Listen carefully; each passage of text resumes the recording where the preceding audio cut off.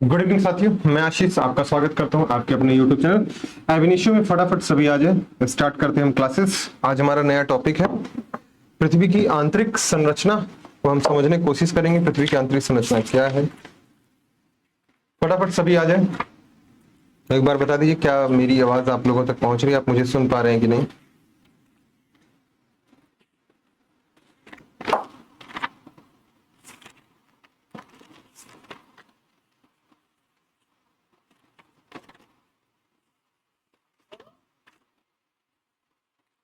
फटाफट एक बार सभी लाइव आ जाए, फिर स्टार्ट करते हैं हम क्लासेस। बढ़िया बढ़िया, कैसे बगल में चल।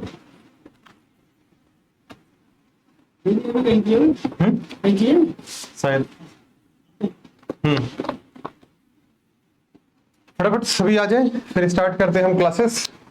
चलिए, हमारा टॉपिक है आज की पृथ्वी की आंतरिक संरचना। ठीक है, हम बात करेंगे पृथ्वी की आंतरिक संरचना अर्थात इंटरनल स्ट्रक्चर कैसा है पृथ्वी का, उसके बारे में समझने की कोशिश करेंगे। ठीक है,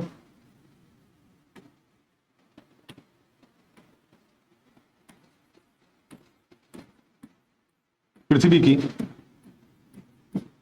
आंतरिक संरचना। ठीक है, अगर किसी कुछ पूछना है तो वो पूछ सकते हैं। चलिए, पृथ्वी की आंतरिक संरचना में स्टार्ट करते हैं।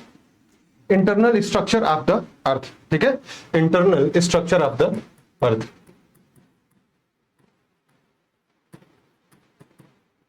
इंटरनल स्ट्रक्चर ऑफ द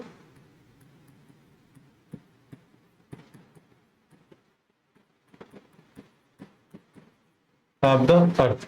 ठीक, पृथ्वी के अंदर कैसी संरचना है, पृथ्वी के अंदर क्या क्या चीजें मौजूद हैं, उनके बारे में हम यहाँ पढ़ेंगे। कितनी परतों में पृथ्वी बटी हुई, भूपर्पटी क्या है, मेंटल क्या है, क्रोड क्या है, इनका क्षेत्र विस्तार कहां तक है, इनके बारे में हम पढ़ेंगे।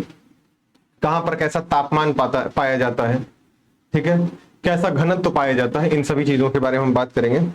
ठीक है, तो जो पृथ्वी की आंतरिक संरचना की अगर बात करें हम, तो देखिए जैसे कि आपको पता है कि पृथ्वी ऐसे है, ये आपका ग्लोब है। ठीक है, ये आपकी पृथ्वी है। तो पृथ्वी में जो है बहुत सारी लेयर्स देखने को आपको मिलेगी। ऐसे लेयर्स देखने को मिलेगी, फिर एक लेयर्स देखने को मिलेगी ऐसे। ठीक है, तो तीन मेनली लेयर्स आपको देखने को यहां मिलेंगे। ये आपका केंद्र होगा यानी कोर होगा, ये आपका मेंटल है। ठीक है, और ये आपकी भू परपटी है। ये क्या है? ये आपकी भू परपटी है। ठीक है, तो तीन स्ट्रक्चर में हम पूरी पृथ्वी को बांटेंगे। ठीक है, इसको बांटने के लिए हम क्या करेंगे, मान लीजिए हम यहां से किसी एक पार्ट को ऐसे, यहां से मान लीजिए ये केंद्र है, इस केंद्र से हम एक पार्ट बाहर निकाल लेंगे। ठीक है, एक पार्ट बाहर निकालते हैं और इस तरह का हमें संरचना देखने को मिलती है। ठीक है, इस प्रकार संरचना हमें देखने को मिलती है। तो इसमें 3 परत हमें दिखेगी मेनली, जैसे कि आपको यहां देख रहे हैं, ये 3 परत यहां देखने को मिल रही है आपको। यही 3 परत हम जो है यहां देखेंगे। ठीक है,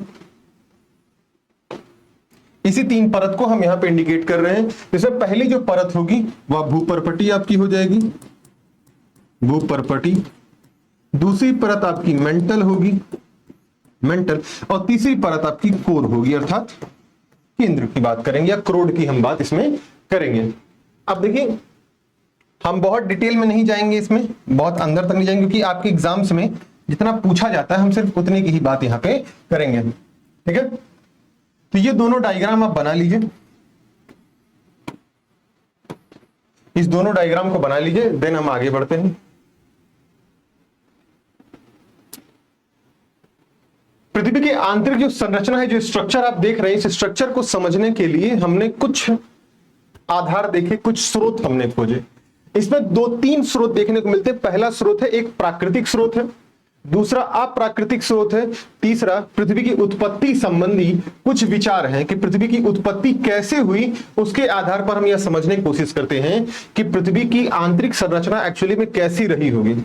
ठीक है, प्राकृतिक स्रोत जो है वो सबसे ज्यादा महत्वपूर्ण है, क्योंकि वही हमारे सामने प्रत्यक्ष तौर पर एक तरीके से हमें देखने को मिलते हैं, इसलिए वो ज्यादा अहम है। जैसे प्राकृतिक स्रोत में हमें ज्वालामुखी देखने को मिलता है, कभी कभी उल्का पिंड गिर जाते हैं, आंतरिक से उल्का पिंड आते हैं और गिरते हैं धरती पर, तो उल्का पिंड से पता चलता है। और कुछ भूकंपीय तरंगे होती हैं, जैसे एल वेव, पी वेव और एस वेव। पी, एस और एल वेव जो 3 तरंगे होती हैं, प्राथमिक तरंगे, सेकेंडरी तरंगे और लव वेव, या हाँ ठीक है, एल तरंग उसे कहते हैं। ठीक है, तो इन 3 तरंगों के आधार पर हम पृथ्वी की आंतरिक संरचना को समझने की कोशिश करते हैं। इसके अलावा भी हमारे पास कुछ आधार हैं। एक आधार हमारे पास घनत्व है। जब अप्राकृतिक स्रोत में आएंगे तो अप्राकृतिक स्रोत में हम घनत्व देखेंगे कि घनत्व कितना है, क्या घनत्व की स्थिति है, उसके बारे में हमें पता चलता है वहां से कि अप्राकृतिक स्रोत में क्या क्या चीजें हमें शामिल होंगी। जैसे घनत्व शामिल होगा। देखिए, दूसरा हम दाब देखेंगे, दाब अर्थात प्रेशर देखेंगे, और तीसरा ऑप्शन होगा ताप अर्थात टेम्परेचर की बात हम यहां पे करेंगे। घनत्व की अगर बात करते हैं तो पृथ्वी की हर परत में जितनी भी लेयर्स आपको देखने को मिली, भूपर्पटी, मेंटल और कोर, इन तीनों परत में अलग अलग प्रकार के आपको जो है घनत्व देखने को मिलते हैं। ठीक है, अगर आप औसत पृथ्वी घनत्व की बात करें तो पृथ्वी का औसत घनत्व 5.5 के आसपास आपको देखने को मिलता है। 5.5 ग्राम प्रति सेंटीमीटर क्यूब आपको देखने को मिलता है। अगर केंद्र की बात करते हैं, स्कोर की बात करते हैं, स्कोर में कितना आपको घनत्व देखने को मिलता है, यहां पे 11 से लेकर 13.5 ग्राम प्रति सेंटीमीटर क्यूब तक का घनत्व आपको यहां पे देखने को मिलता है। तो जो घनत्व के आधार पर भी पता चलता है कि यहाँ पे परतों में जो है अलग अलग चीजें हमें देखने को यहाँ पे मिलती हैं। वैसे बेसिकली आपके एग्जाम में ये घनत्व वाला सोर्स या दाब वाला या ताप वाले सोर्स के बारे में बहुत नहीं पूछा जाएगा। ठीक है, तो हम इस पर बहुत डिस्कशन नहीं करेंगे। हाँ, कहां पर कितना घनत्व होता है आपको हम बता देंगे, तापमान की क्या स्थिति होती है, कहां पे तापमान में किस प्रकार का बदलाव होता है, वो सारी डिस्कशन हम आपसे कर देंगे। आप स्टेट पीसीएस दे रहे होते या फिर यूपीएससी दे रहे होते तो वहां पे ये सारी चीजें आ सकती थी, पर यहाँ पे आपके जुडिशरी एग्जाम से रिलेटेड चीजों में यह आपके सामने नहीं आएगा। ठीक है, तो पृथ्वी की आंतरिक संरचना में हम बात करेंगे भूपर्पटी, मेंटल और कोर की। भूपर्पटी को हम सियाल नाम से भी जानते हैं। किस नाम से? सियाल नाम से जानते हैं। क्यों सियाल नाम से जानते हैं? क्योंकि सिलिका और एल्युमिनियम की यहां प्रधानता होती है। किसकी? सिलिका और एल्युमिनियम की प्रधानता होती है, इसलिए इसको हम सियाल परत के नाम से भी जानते हैं। वहीं जो मेंटल है, मेंटल को हम सीमा परत के नाम से जानते हैं। क्यों सीमा परत के नाम से जानते हैं? क्योंकि इसमें सिलिका और मैग्नीशियम की बहुलता होती, प्रधानता होती है। ठीक है, वहीं अगर कोर की बात करते हैं, क्रोड की, तो क्रोड में आप देखेंगे आपको क्रोड को निफे के नाम से भी जाना जाता है, क्योंकि यहां पर निकेल और आयरन, निकेल और आयरन की अर्थात निकेल और फेरस की यहां अधिकता देखने को मिलती है, इसलिए इसे हम फेरस भी कहते हैं, निफे भी कहते हैं। ठीक है, तो यहां हम थोड़ा सा लिख देते हैं, इसे जहां पे आपने लिखा होगा वहीं पे इसको राइट डाउन कर लीजिएगा। भूपर्पटी को हम किस नाम से जानते हैं? इसको सियाल नाम से जानते हैं। किस नाम से? सियाल नाम से जानते हैं। सियाल क्यों कह रहे हैं? क्योंकि इसमें आप देखेंगे सिलिकन, सिलिका प्लस एल्युमिनियम की प्रधानता है, एल्युमिनियम की प्रधानता है, इसलिए इसको हम क्या बोल रहे हैं? इसको हम सियाल सीमा बोल रहे हैं। सियाल सीमा या सियाल परत के नाम से हम इसे जानते हैं। वहीं अगर हम मेंटल की बात करें,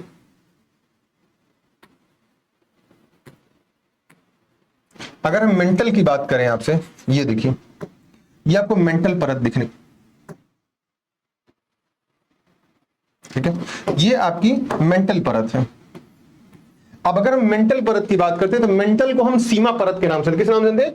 इसको हम सीमा कहते हैं, ठीक है, सीमा, सीमा परत के नाम से जानते हैं। अब सीमा इसे क्यों कह रहे हैं? क्योंकि इसमें सिलिका और मैग्नीशियम की प्रधानता है। किसकी प्रधानता है? सिलिका और प्लस मैग्नीशियम की प्रधानता है।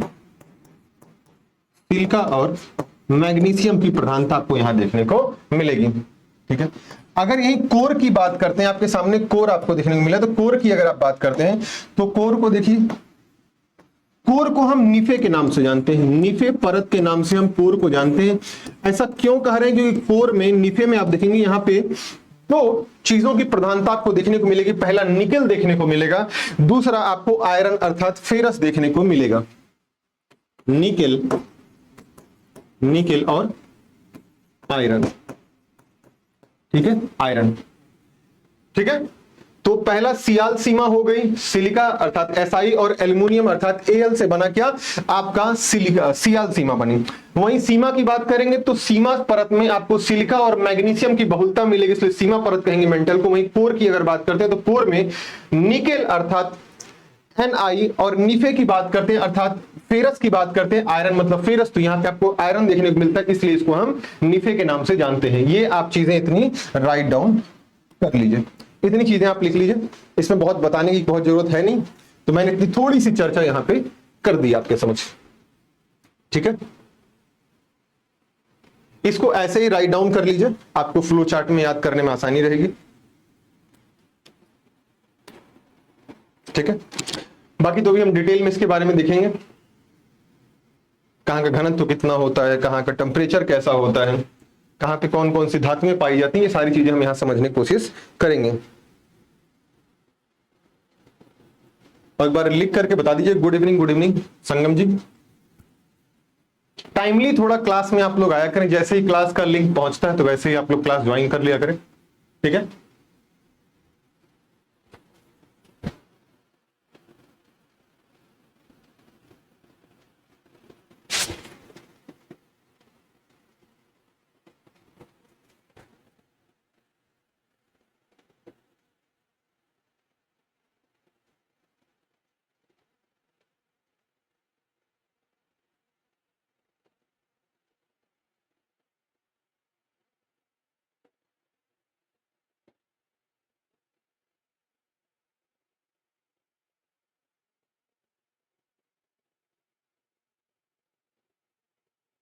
लिखने के बाद जरूर बता देंगे आपने लिख लिया कि नहीं लिख लिया।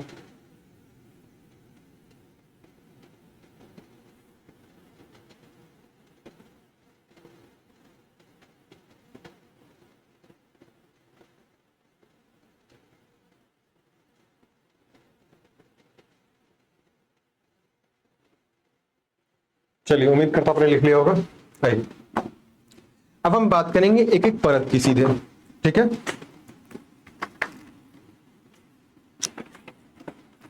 अब हम सीधे बात करेंगे भूपर्पटी की, ठीक है। बिना टाइम वेस्ट किए हम भूपर्पटी पे चर्चा करेंगे और भूपर्पटी चर्चा करके आज आपका ये टॉपिक जो है खत्म कर देंगे। चलिए, ठीक है, आइए, बहुत बहुत बढ़िया, धन्यवाद। चलिए, अब लिखिए पहली हेडिंग, भूपर्पटी।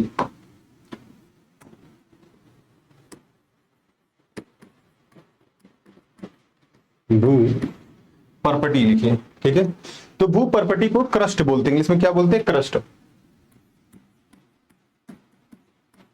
क्रस्ट बोलते हैं। अब एक एक करके इसके एक पॉइंट को हम लिखते जाएंगे, ठीक है, बिना टाइम वेस्ट किए, ठीक है। यह पृथ्वी का सबसे बाहरी भाग होता है, जिसे आप आंखों से देख पा रहे हैं, वही भूपर्पटी का हिस्सा है, ठीक है, वो भूपर्पटी का ही एक हिस्सा है, जिसे आप आंखों से देख रहे हैं वो भूपर्पटी का एक हिस्सा है।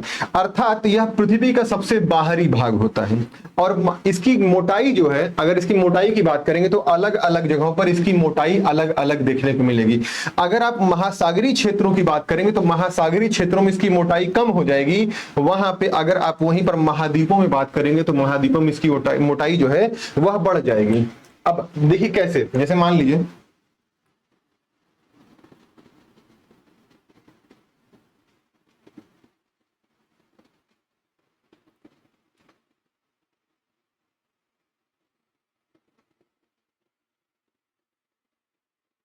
ठीक है,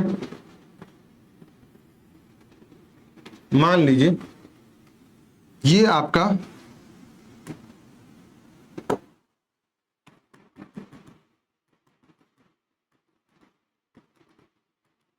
ठीक,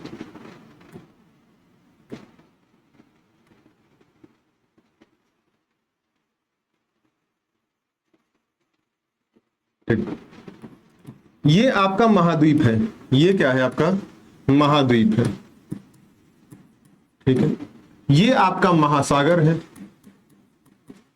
ठीक है, और ये आपका पर्वतीय क्षेत्र है। क्या है? ये आपका पर्वतीय क्षेत्र है। तो अब मोटाई के आधार पर अगर आपसे बात किया जाए, ध्यान से देखिए, आप ये देखने मिलेगी कि यहां से लेकर के यहां तक की मोटाई देखिए आप, तो महाद्वीपों पर मोटाई आपको ज्यादा दिख रही है, ठीक है। वहीं जब महासागरीय क्षेत्र में जाएंगे तो महासागरीय क्षेत्र में सिर्फ आपको इतनी ही मोटाई दिख रही है, क्रस्ट की मोटाई महासागरीय क्षेत्रों में सिर्फ इतनी सी मात्र है, ठीक है। क्यों? क्योंकि महाद्वीप की ऊंचाई सागरीय क्षेत्रों से ज्यादा है, इसलिए आप देखेंगे ध्यान से कि महाद्वीप जो है उनकी मोटाई भूपर्पटी की, वहां क्रस्ट की मोटाई अधिक हो जाती है। अगर वहीं पर्वतीय क्षेत्र की बात करेंगे तो पर्वतीय क्षेत्र की मोटाई इतनी हो जाएगी। तो यानी कहा जाए कि सबसे कम मोटाई क्रस्ट की कहां पर होती? महासागरीय क्षेत्रों में, उसके बाद महाद्वीप पे होती है और उसके बाद पर्वतीय क्षेत्रों में होती है। सबसे ज्यादा किस पर होती है? पर्वतीय क्षेत्रों में मोटाई सबसे ज्यादा देखने को मिलेगी और सबसे कम महासागरीय क्षेत्रों में आपको मोटाई देखने को मिलेगी।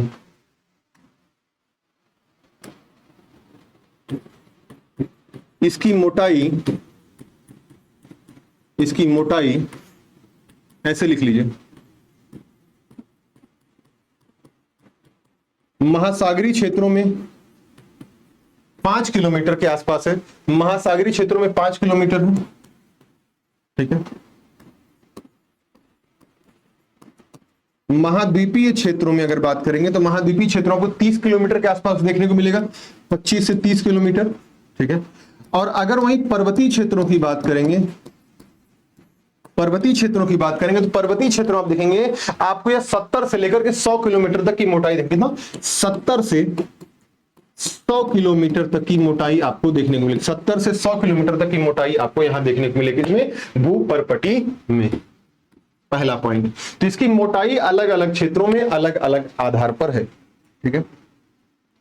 अगर इसके घनत्व की बात करेंगे तो इसका घनत्व जो देखने को मिलेगा कितना है, यह 2.7 से लेकर के 3 ग्राम प्रति सेंटीमीटर तक, मतलब 2.7 से 3 ग्राम प्रति सेंटीमीटर क्यूब तक आपको देखने को मिलता है। अब देखिए आप यहां पे ध्यान से, ये आपका मान लीजिए ये आपकी संरचना है। कहां की संरचना हम निकालें इसको? हम वही पृथ्वी से एक पार्ट बाहर निकाल दिए हैं, उस पार्ट में हम बात करते हैं।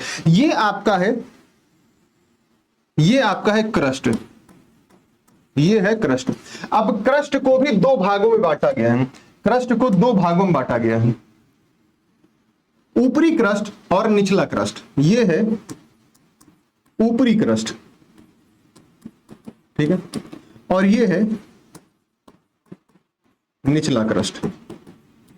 अब ऊपरी क्रस्ट जो है उसका घनत्व अलग है और निचले क्रस्ट का घनत्व आपको अलग देखने को मिलेगा। तो ऊपरी क्रस्ट का जो घनत्व है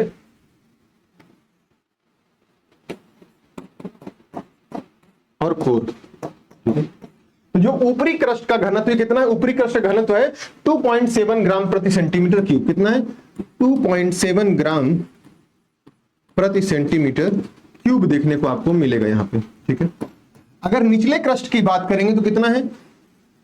3 ग्राम प्रति सेंटीमीटर क्यूब आपको यहां देखने को मिलेगा। अर्थात आप जैसे जैसे नीचे गहराई में जाते जाएंगे वैसे वैसे आप देखेंगे कि आपका क्या होगा, यहां पे वो बढ़ता जाएगा। क्या बोलते हैं, आपका घनत्व जो है लगातार बढ़ता चला जाएगा। ठीक है, घनत्व आपका बढ़ता चला जाएगा। ठीक, आइए ठीक है। मेंटल में आपको 3.5 से 5.5 ग्राम तक सेंटीमीटर क्यूब देखने को मिलेगा।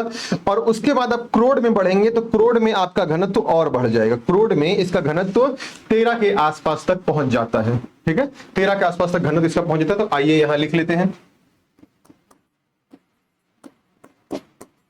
घनत्व ऊपरी क्रस्ट,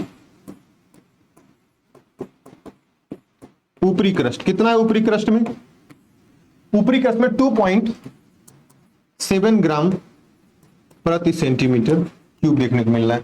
वहीं निचले क्रस्ट में अगर बात करते हैं आप, निचले क्रस्ट में, तो निचले क्रस्ट में कितना है, 3 ग्राम प्रति सेंटीमीटर क्यूब आपको देखने को मिलेगा निचले क्रस्ट में। ठीक है, निचले क्रस्ट में आपको देखने को मिलेगा। ठीक है,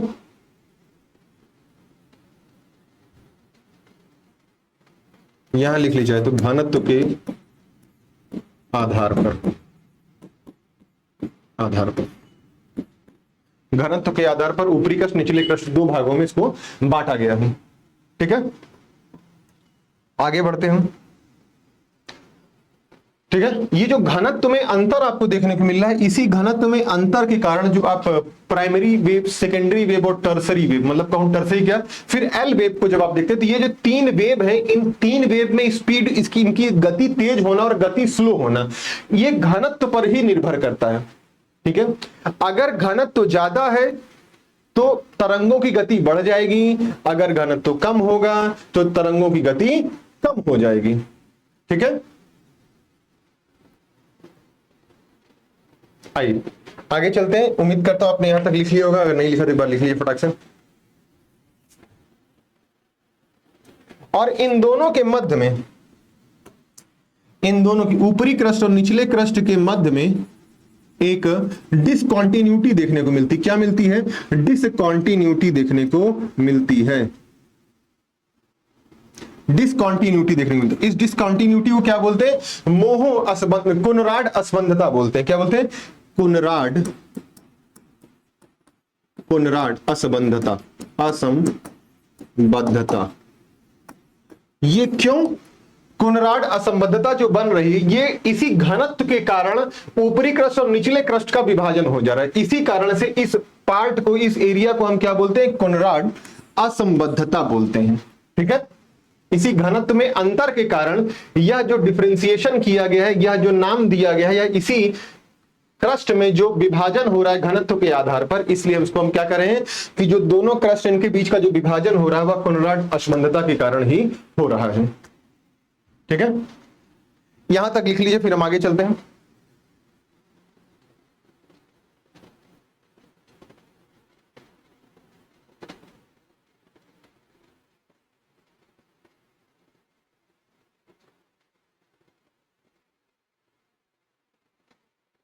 एक बार लिख के बता दीजिए आपने लिखा कि नहीं लिखा।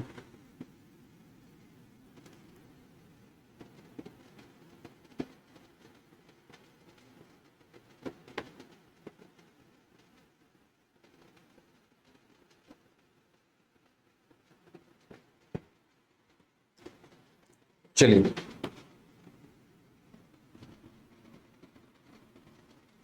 एक बार बता दीजिए आपने लिख लिया कि नहीं लिख लिया।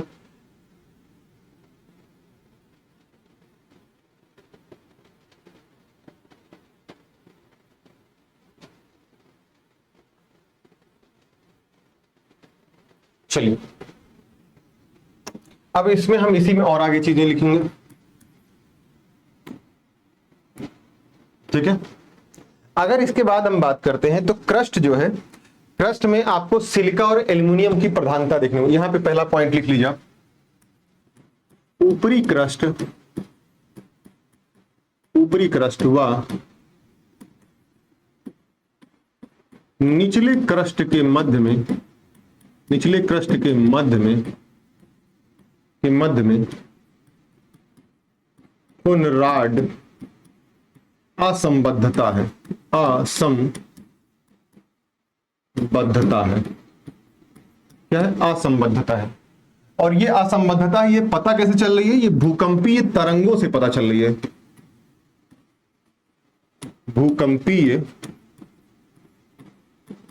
तरंगों की गति में अंतर से पता चल रही है, अंतर से पता चल रही है। जो भूकंपीय गतियों में यहां जो अंतर होता है, उस अंतर के आधार पर पता चलता है कि ऊपरी क्रस्ट खत्म हो गई और निचली क्रस्ट शुरुआत हो गई। ठीक है। सेकंड पॉइंट की बात अगर इसमें हम करते हैं तो यहां पर आप देखेंगे सिलिका और एल्युमिनियम की प्रधानता होती है। इस परत में सिलिका व एल्युमिनियम की प्रधानता होती है। एल्युमिनियम की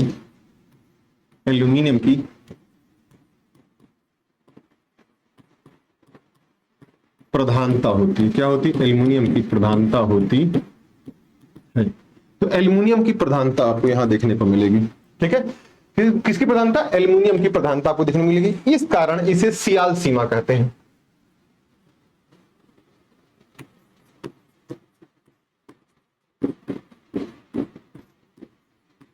इस कारण इसे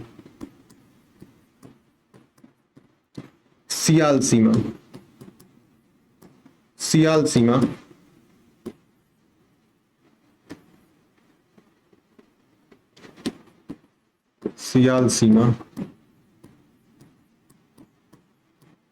कहते हैं। ठीक है।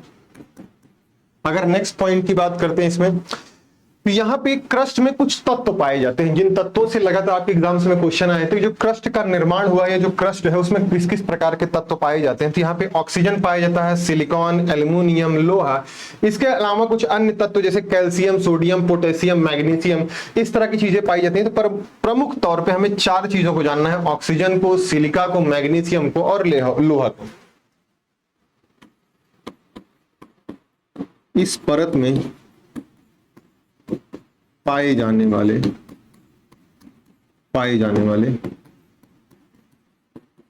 तत्व, तो कौन कौन से तत्व पाए जाते हैं?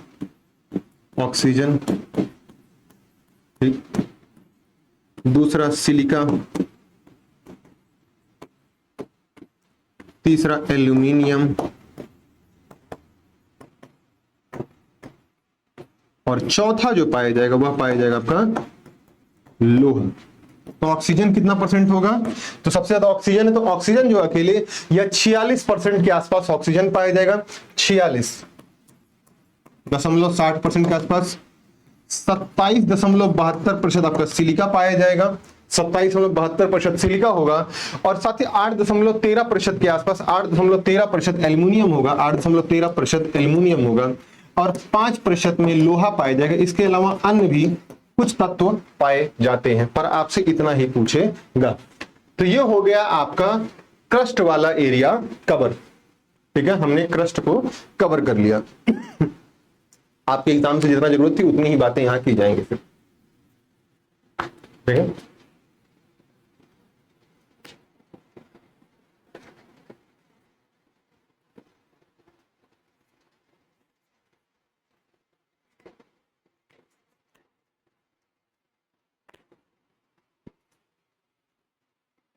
ये जो ज्योग्राफी आप कर रहे हैं, इस ज्योग्राफी से आप जुडिशरी एग्जाम्स भी अच्छे से दे सकते हैं। किसी स्टेट पीसीएस एग्जाम्स भी देंगे तो स्टेट पीसीएस एग्जाम्स के भी क्वेश्चंस जो हैं आपको कमोबेश ऐसे ही देखने को मिलेंगे। ठीक है, जितनी लाइनें यहां लिखी गई हर लाइन से कोई ना कोई क्वेश्चंस आपके एग्जाम में बने हुए हैं। अगर आप प्रीवियस ईयर क्वेश्चन पेपर देखेंगे पिछले 5-7 साल या 10 साल के, तो हर लाइन से आपको कोई ना कोई क्वेश्चन जरूर देखने को मिलेगा आपके एग्जाम में। ठीक है, लिख लीजिएगा तो बार बता दीजिएगा। तब तक मैं पानी ले लेता हूं।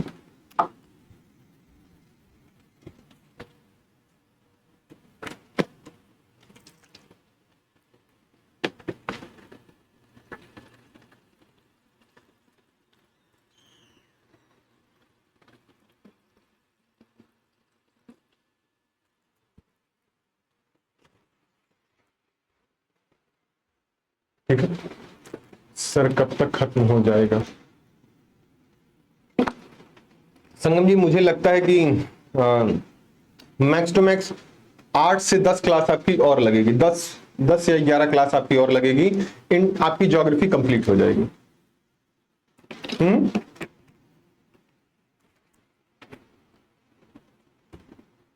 जल्दी ही आपकी ज्योग्राफी खत्म हो जाएगी, मुझे लगता है कि 10, 11 या 12 क्लास मैक्स टू मैक्स लगेगी और क्लासेस आपकी ज्योग्राफी खत्म हो जाएगी इतने क्लास में। ठीक है,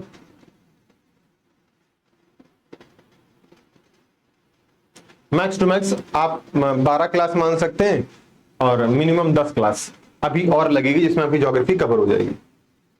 ठीक है, कुछ चीजें आपको यहाँ पे पीडीएफ के फॉर्मेट में दी जाएंगी, यहां पढ़ा दिया जाएगा आपको, और पीडीएफ के फॉर्मेट में रहेंगी, आपको उसे रटना होगा, आप उसे रट लीजिएगा। ठीक है, समझने वाली चीजें आपको यहां समझा दी जा रही हैं, लिखा दी जा रही हैं अच्छे से, बाकी रटने वाली चीजें आपको पीडीएफ लगा करके सीधे बता दिया जाएगा कि कौन सी चीज कहां पर उपस्थित है। जैसे कोई नदी है, कोई पठार है, कोई घास के मैदान है, कोई झील है, कोई पर्वत है, तो ये सारी चीजों का लोकेशंस कहां है वो सीधे आपको एक दिन में करके बता दिया जाएगा। ठीक है, तो उस दिन आप बैठिएगा मैप ले करके, अपना जो भी आपके पास ऑक्सफोर्ड एटलस हो या फिर स्टूडेंट ऑक्सफोर्ड एटलस हो, तो जो भी आपके पास एटलस हो उस एटलस में उन सारे लोकेशंस को देखते रहिएगा। उम्मीद करता हूं यहां तक चीजें आपने लिख लिया है, राइट डाउन कर लिया है। एक बार बता दीजिए आपने लिख लिया कि नहीं लिख लिया।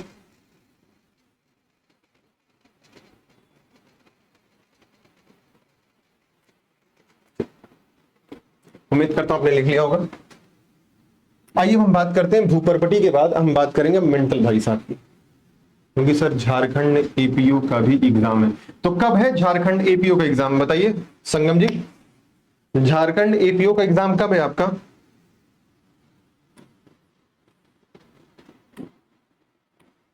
मेंटल की बात करेंगे।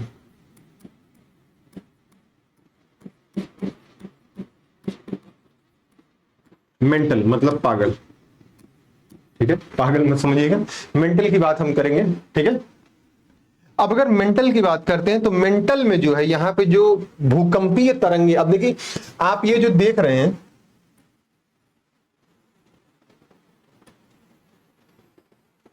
ये जो आप ग्लोब देख रहे हैं अपना, ठीक है, इस ग्लोब में बहुत सारी तरंगे चलती हैं। मान लीजिए इस केंद्र से ये ऐसे बंद है, इस केंद्र से बहुत सारी तरंगे चलती हैं। ठीक है, भूकंपीय तरंगे चलती हैं ऐसे। ठीक है, इस पॉइंट से बहुत सारी तरंगे निकल रही होती हैं। ठीक है, बहुत सारी तरंगे ऐसे चल रही होंगी, और ये सारी तरंगे क्या हैं? ये सारी की सारी भूकंपीय तरंगे हैं। तो भूकंपीय जो तरंगे आपकी हैं, ये घनत्व के आधार पर अपनी दिशा को और अपनी गति में परिवर्तन करती हैं। ठीक है, घनत्व डेंसिटी के आधार पर ये अपने दिशा में और साथ ही साथ अपनी गति में परिवर्तन करती हैं। इस आधार पर हम भूपर्पटी, मेंटल और क्रोड को बांटते हैं, और साथ ही साथ भूपर्पटी, मेंटल, क्रोड में भी हम भूपर्पटी को 2 भागों में, मेंटल को 2 भागों में और कोर को हम 2 भागों में बांटते हैं। ठीक है संगम जी, 11 क्या, 11 अक्टूबर है, 11 क्या है, कितने तारीख को, 11 क्या,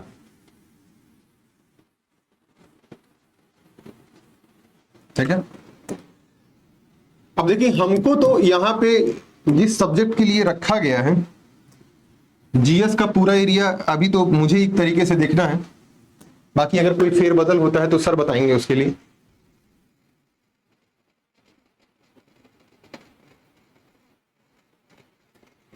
ठीक है, चलिए अब हम बात करते हैं मेंटल की। तो यहां पे भूकंपीय तरंगे जो है इनकी गति तीव्र हो जाती है। इस परत में भूकंपीय तरंगों की गति अचानक तीव्र हो जाती है। अचानक तीव्र हो जाती है, क्या हो जाती है? अचानक तीव्र, मतलब वृद्धि हो जाती है, तीव्र हो जाती है। पहला पॉइंट। अगर सेकंड पॉइंट की इसमें बात करेंगे हम, तो निचला क्रस्ट और ऊपरी मेंटल, अब देखिए जैसे ये था आपका, ठीक है, अब ऐसे हम देख रहे थे इसमें, ये आपका क्रस्ट था। अब क्रस्ट जो है दो भागों में बटा हुआ था, क्रस्ट ऐसे दो भागों में बटा हुआ था, ठीक है। ये हो गया ऊपरी क्रस्ट, ठीक है, ये हो गया निचली क्रस्ट, निचली क्रस्ट। ऐसे ही आपको मेंटल देखने को मिलेगा। ये रहा आपका मेंटल, ठीक है। अब मेंटल भी दो भागों में बट जाएगा, मेंटल दो भागों में बट जाएगा ऐसे। ये हो जाएगा ऊपरी मेंटल आपका, और ये हो जाएगा निचला मेंटल, ठीक है। ऊपरी मेंटल और निचला मेंटल, ये दो अलग अलग मेंटल आपको यहां देखने को मिलेंगे, ठीक है। अब अगर हम बात करते हैं यहां पे, देखिए तो यहां पे तो आपको एक अस्पंदता दिख रही थी, जिसको हम क्या बोल रहे थे, ये थी हमारी कोनराड अस्पंदता, कोनराड अस्पंदता थी। अब आप देखेंगे निचले क्रस्ट और ऊपरी मेंटल के बीच में आपको एक अस्पंदता देखने को मिलेगी। यहां पे डिसकंटिन्यूटी यहां पे भी देखने को मिलेगी। इस डिसकंटिन्यूटी का क्या नाम है, इसका क्या नाम है? अगर इसके नाम की बात करेंगे तो इसका नाम मोहो असंबंधता है। क्या नाम है? मोहो असंबंधता। मोहो असंबंधता नाम क्यों पड़ रहा है, उसका रीजन क्या है कि निचली क्रस्ट में जो भूकंपी तरंगों गति है और ऊपरी मेंटल में जो भूकंपी तरंगों गति है, इन दोनों में डिफरेंस हो जाता है, और डिफरेंस के कारण एक नाम दिया गया जिसका नाम क्या है? मोहो असंबंधता। ये जो नाम दिया जा रहा है, चाहे कोनराड हो चाहे मोहो असंबंधता हो, ये साइंटिस्ट थे, इन साइंटिस्ट के नाम पर ये डिसकंटिन्यूटी या असंबद्धता का नाम दिया गया है, ठीक है। आइए तो यहां लिखते हैं निचले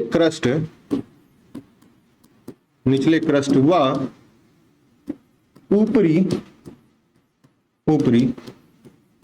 मेंटल के मध्य में मोहो असंबद्धता।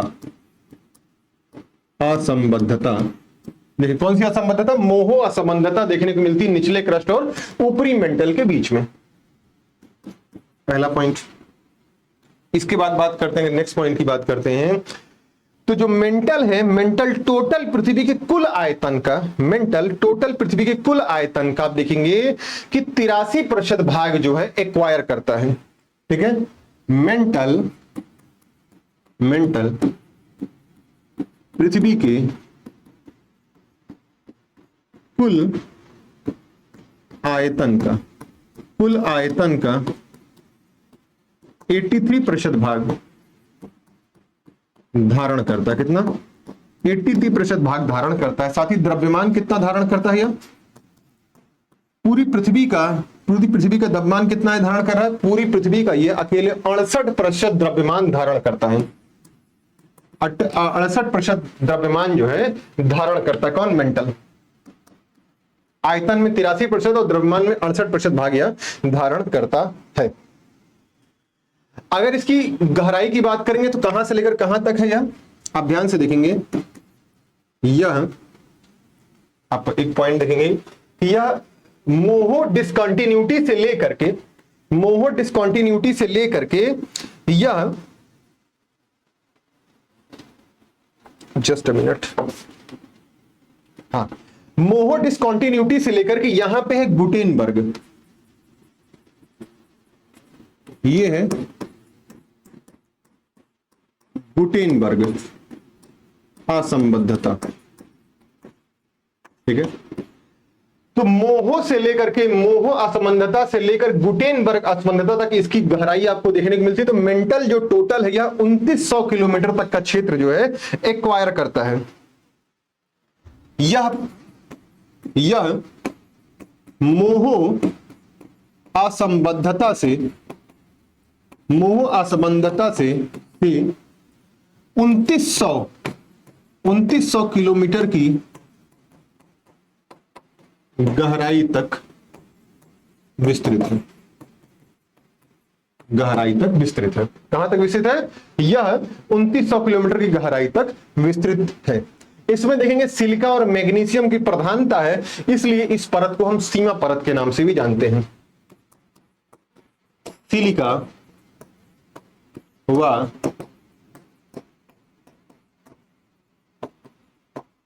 मैग्नीशियम की प्रधानता के कारण प्रधानता के कारण इसे सीमा परत कहते हैं। क्या कहते हैं इसको? सीमा परत के नाम से भी हम जानते हैं। ठीक है, सीमा परत के नाम से हम जानते हैं। तो यहां लिख लीजिए, यहां तक चीजें।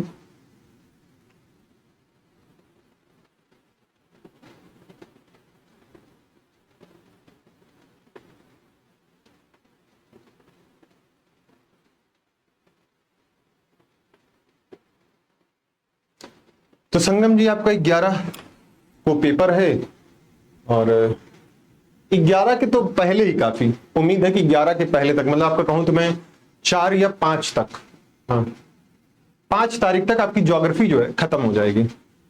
आपकी ज्योग्राफी 5 तारीख तक संगम जी खत्म हो जाएगी। ठीक है, और उसके बाद हो सकता है कि अगले 4-5 दिनों में ही आपकी इकोनॉमी सेशन भी कंप्लीट हो जाएगा उसमें।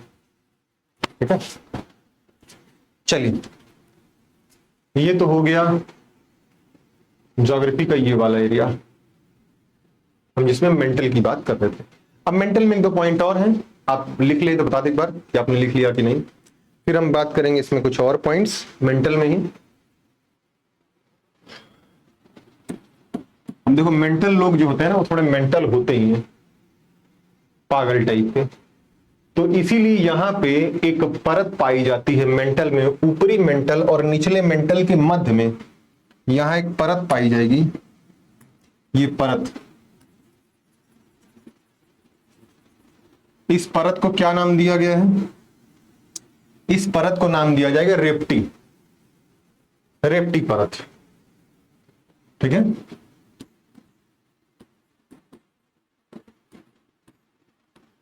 रेप्टी। चलिए आगे हम बना देंगे इसको अच्छे से। एक बार लिख करके बता दे आपने लिखा कि नहीं लिखा।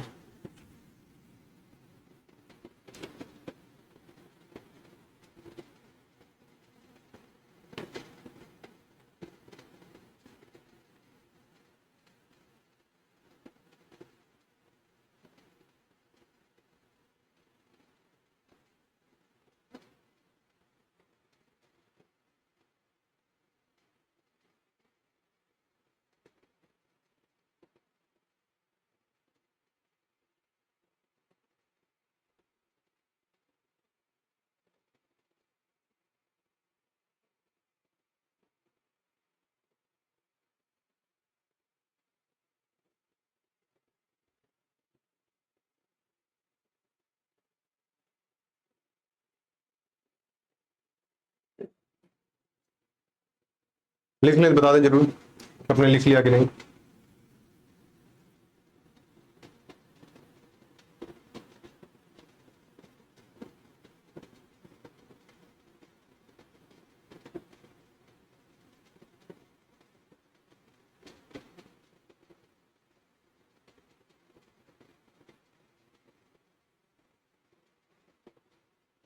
चलिए उम्मीद करता आपने लिख लिया होगा। अब बात करते हैं 1-2 पॉइंट और यहाँ पे, उनके बारे में देख लेते हैं। अभी जो मेंटल है, मेंटल को हम 2 भागों के अलावा भी इसमें एक भाग और बनता है, आइए हम उसे देख लेते हैं। मान लीजिए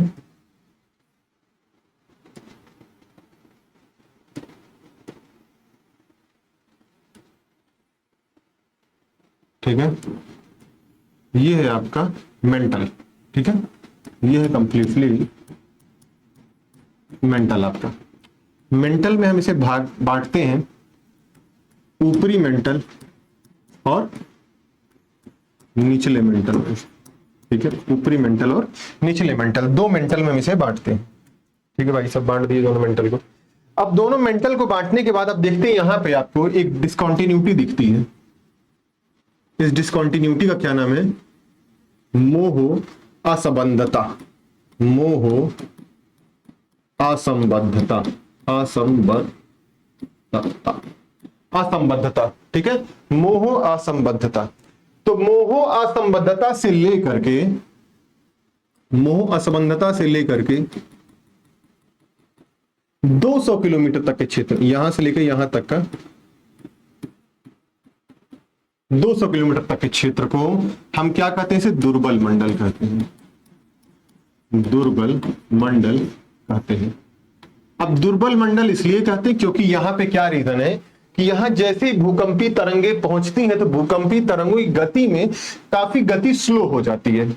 अब मैंने आपको पहले बताया गति स्लो क्यों होती? जब घनत्व तो कम होगा। तो यहां पे कैसे पदार्थ पाए जाएंगे? यहां पे ऐसे पदार्थ पाए जा रहे होंगे इस दुर्बल मंडल में जिनका घनत्व तो कम है। तो यहां पे जो भी पदार्थ पाए जाएंगे वो तरल रूप में पाए जाएंगे, तरल या फिर कहूं तो अर्ध तरल अवस्था में पाए जाएंगे, जेली टाइप की अवस्था में पाए जाएंगे। इस कारण से यहां पे जो तरंगे होंगी भूकंपी तरंगे उनकी गति स्लो हो जाएगी। गति स्लो होने के कारण इसे क्या नाम दिया गया? दुर्बल मंडल नाम दिया गया है, दुर्बल मंडल नाम दिया गया। और ये जो जेली होते हैं, यहां पे जो जेली होते हैं, यही जेली ज्वालामुखी के दौरान मैग्मा और लावा के तौर पर भी काम करते हैं। यहीं से लावा और मैग्मा का जो है उद्भेदन, लावा और मैग्मा यहीं से विस्फोट के माध्यम से धरती को फाड़ करके बाहर निकलते हैं।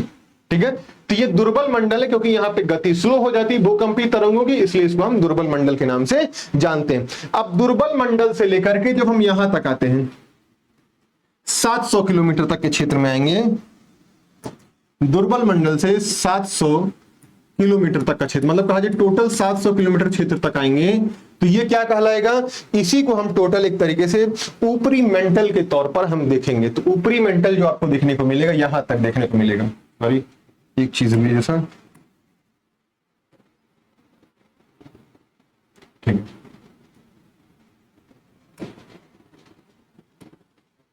है, ये 700 किलोमीटर तक का, मतलब यहां से लेकर के यहां तक का जो क्षेत्र है ये क्या कहलाएगा? 700 किलोमीटर तक का क्षेत्र आपका ऊपरी मेंटल कहलाएगा। और 700 किलोमीटर से लेकर के 2900 किलोमीटर तक का जो क्षेत्र होगा उसे हम किस नाम से जानेंगे? उसे हम जानेंगे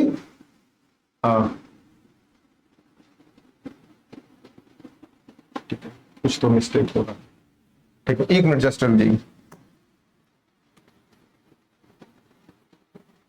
अब सही हो जाएगा। ठीक है, पहले ही मैं सही लिख रहा था एक्चुअली। 200 से लेकर 700 किलोमीटर तक, मतलब कहा जाए कि कभी कभी ये जो मोह स्पंदता या दुर्बल मंडल है इसका विस्तार सिर्फ 200 किलोमीटर तक नहीं, कभी कभी कहीं कहीं पर इसका विस्तार आपको 700 किलोमीटर तक भी देखने को मिलता है। कितने किलोमीटर? 700 किलोमीटर तक भी आपको इसका विस्तार देखने को मिलता है। 700 किलोमीटर के बाद आप देखेंगे आपको मेंटल, निचला मेंटल और ऊपरी मेंटल के कुछ क्षेत्र आपको दिखने शुरू हो जाएंगे। ठीक है, चलिए अब हम बात करते हैं दुर्बल मंडल की। इसी परत में दुर्बल मंडल पाया जाता है, दुर्बल मंडल पाया जाता है।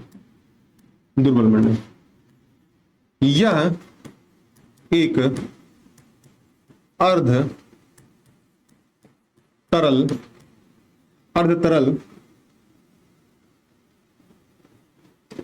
यह एक अर्ध तरल परत है, यह जो परत है यह अर्ध तरलीय रूप में यह देखने को मिलता है।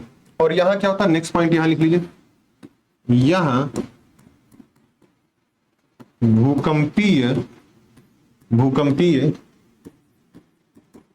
तरंगों की गति कम हो जाती है। भूकंपी तरंगों गति यहां स्लो हो जाती है, इस कारण से हम इसे दुर्बल मंडल कहते हैं। अगर इसके विस्तार की बात करें, इसका विस्तार 200 से लेकर के 700 किलोमीटर तक आपको देखने को मिलता है। 200 से लेकर 700 किलोमीटर तक, या फिर कहो तो सीधे मोह असंबद्धता से लेकर के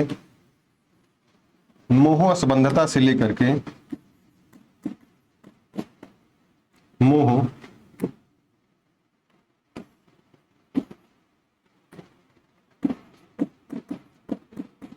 असंबद्धता से 700 किलोमीटर तक का जो विस्तार है उस विस्तार में आपको देखने को मिलता है। क्यों? क्योंकि कहीं कहीं पर ये 100 किलोमीटर तक का विस्तार, 200 किलोमीटर तक का विस्तार है, कहीं कहीं पर इसका विस्तार 700 किलोमीटर तक भी हमें देखने को मिलता है, तक भी हमें देखने को मिलता है। ठीक है, आइए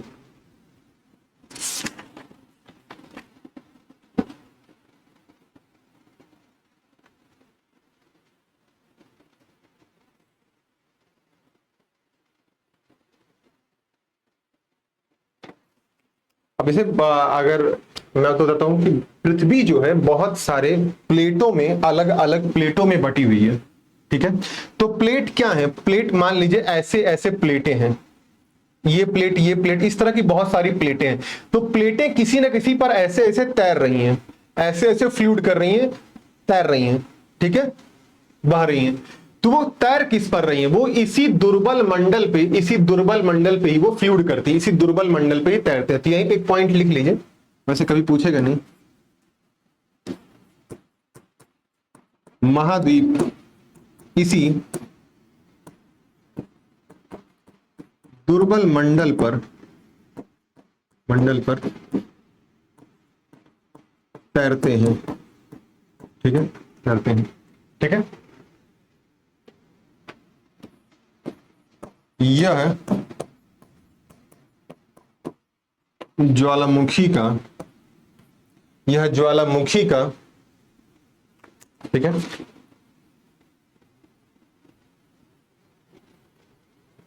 यह ज्वालामुखी को मैग्मा की पूर्ति करता है, मैग्मा की आपूर्ति करता है। ठीक है, ये हो गया। अब नेक्स्ट पॉइंट लिख लीजिए, दोनों मेंटल के बीच में, दोनों मेंटल के बीच में रेपटी असंबद्धता, रेपटी असंबद्धता देखने को मिलती है। इतना क्या देखने को? रेपटी असंबद्धता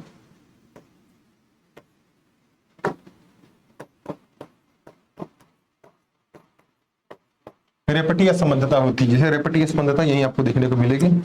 ये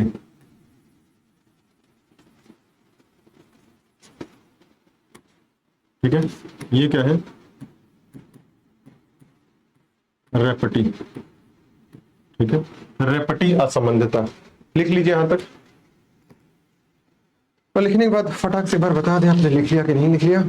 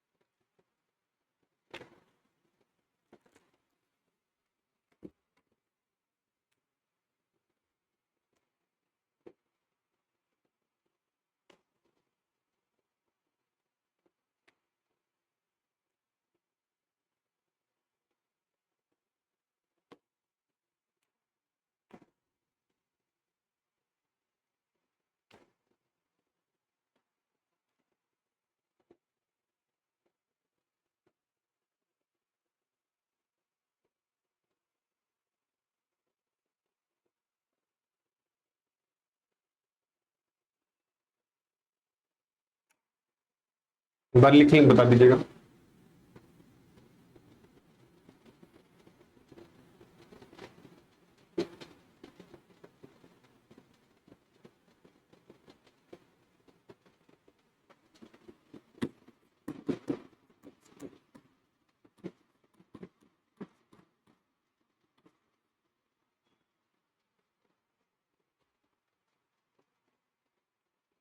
फिर लास्ट हम कोर की बात कर लेंगे, करोड़ की। ठीक है,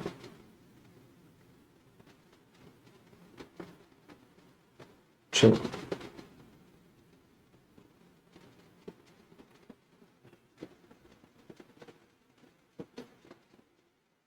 चलिए, उम्मीद करता हूं हमने लिख लिया होगा। आइए हम बात करेंगे क्रूड की,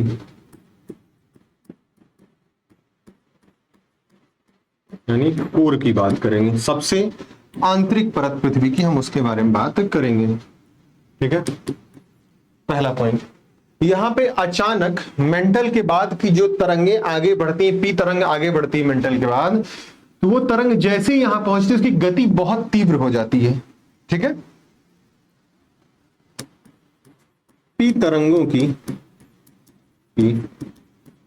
गति में अचानक वृद्धि, अचानक वृद्धि होना, पहला पॉइंट। सेकंड पॉइंट की अगर आप बात करते हैं, निचले मेंटल और ऊपरी क्रूड के बीच में, मान लीजिए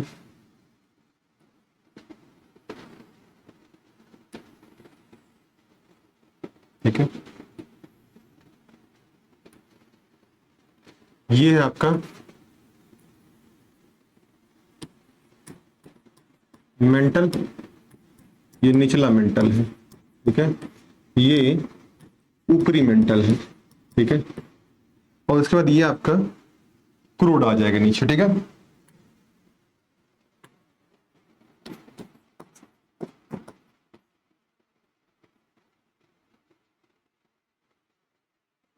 जस्ट अ मिनट,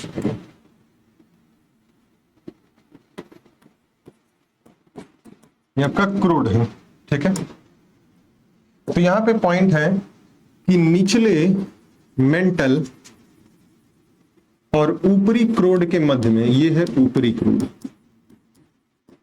ठीक है, ठीक है, ऊपरी क्रूड, और ये है आपका निचला क्रूड।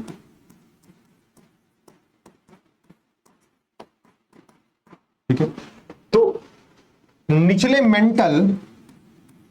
मेंटल और ऊपरी क्रूड के मध्य में एक असंबद्धता है जिसे हम क्या बोलते हैं, गुटेनबर्ग असंबद्धता। ये क्या है भैया, गुटेनबर्ग असंबद्धता। ठीक है,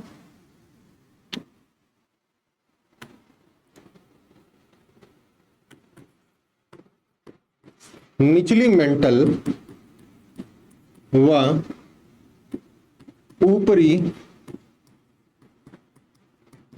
क्रूड के मध्य गुटेनबर्ग असंबद्धता पाई जाती है। कौन सी असंबद्धता, गुटेनबर्ग असंबद्धता यहां पाई जाती है। सेकंड पॉइंट की बात करते हैं, अगर आप इसमें देखते हैं तो पृथ्वी के कुल आयतन का 16% भाग कवर करती है। पृथ्वी के कुल आयतन का 16% भाग कवर करती है। 16% भाग कवर करती है। कितना, 16% भाग कवर करती है। ठीक है, पहला पॉइंट। सेकंड पॉइंट की बात करते हैं तो बाहरी क्रूड, ये देखिए ऊपरी क्रूड और निचले क्रूड के मध्य में एक असंबद्धता है। ये इसे क्या बोलेंगे, इसे बोलेंगे लेहमैन असंबद्धता, लेहमैन असंबद्धता। ठीक है, तो ऊपरी कोर व निचले कोर के मध्य में लेहमैन असंबद्धता है। कौन सा, लेहमैन असंबद्धता पाई जाती है। कौन सी असंबद्धता, लेहमैन असंबद्धता पाई जाती है। ठीक है, लेहमैन असंबद्धता पाई जाती है। ठीक है,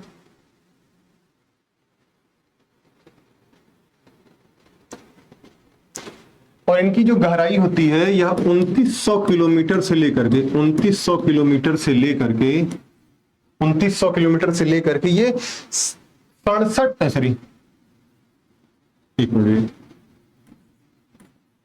2900 किलोमीटर से 63-71 किलोमीटर तक विस्तार देखें। 63-71 किलोमीटर तक इसका विस्तार आपको देखने को मिलता है। 63-71 किलोमीटर तक इसका विस्तार आप देखेंगे। किसका, क्रूड का विस्तार आपको यहां तक देखने को मिलेगा। 2900 किलोमीटर से लेकर के 63-71 किलोमीटर तक आपको गहराई इसकी देखने को मिलेगी। ठीक है,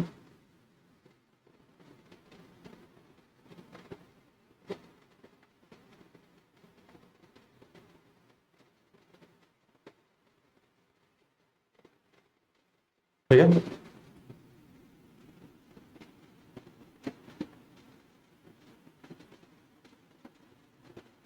और ये जो बाहरी क्रोड है, ऊपरी क्रोड है, इस क्रोड में आप देखेंगे ध्यान से, इस क्रोड में जो एस वेव है वो एस वेव नहीं प्रवेश कर पाती है। क्यों नहीं प्रवेश कर पाती? क्योंकि जो एस वेव है वो एस यानी सेकेंडरी वेव्स जो है ये तरल पदार्थों में या तरल ऐसा क्षेत्र जहां पे तरल अवस्था की कोई चीज पाई जाती वहां पे गमन नहीं कर पाती, वहां पर वो प्रवेश नहीं कर पाती है। तो यह माना जाता है कि ऊपरी क्रोड जो है यह तरल अवस्था में है। ये एक पॉइंट लिख लीजिए, ऊपरी क्रोड में एस तरंग प्रवेश नहीं कर पाती,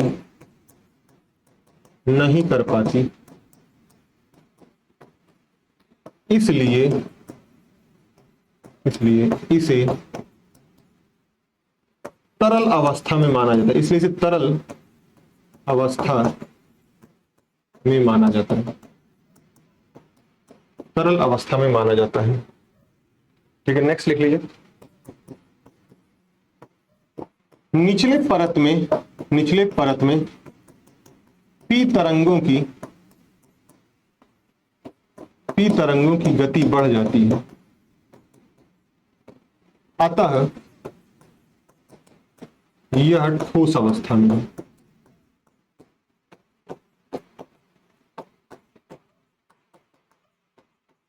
ठोस अवस्था में है। ठीक है,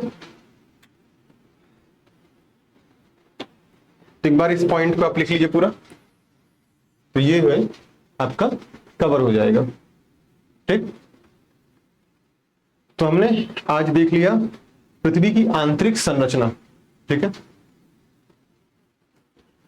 पृथ्वी की आंतरिक संरचना,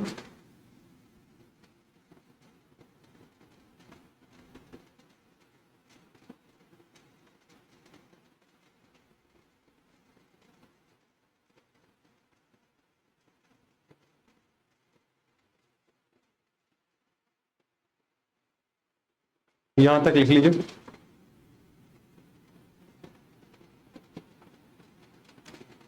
यहां पे एक पॉइंट लिखना था आपको, यहां पे अगर आप देखते हैं इस जो परत है, इस परत की गहराई कहां से कहां तक कितना किलोमीटर है?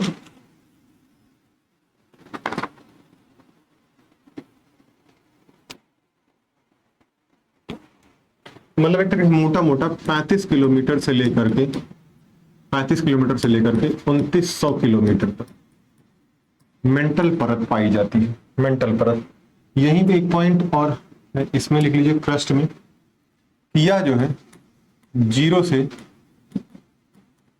35 किलोमीटर गहराई तक इसकी भूपर्पटी का विस्तार आप देखते हैं। ठीक है,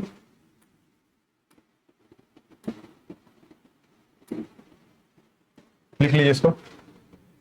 चलिए, तो ये रहा, हमने आज पृथ्वी की आंतरिक संरचना को देख लिया। कल हम नए टॉपिक के साथ जुड़ेंगे। चलिए, मैं अपनी यही बात समाप्त करता हूं। उम्मीद करता हूं चीजें आपको समझ में आई होंगी। अपना रिव्यू जरूर दें कि आपको चीजें समझ में आई कि नहीं और क्या सुधार की जरूरत है, यह भी बताएं। चलिए, बाय बाय, टेक केयर, ख्याल रखें। जय हिंद, जय भारत।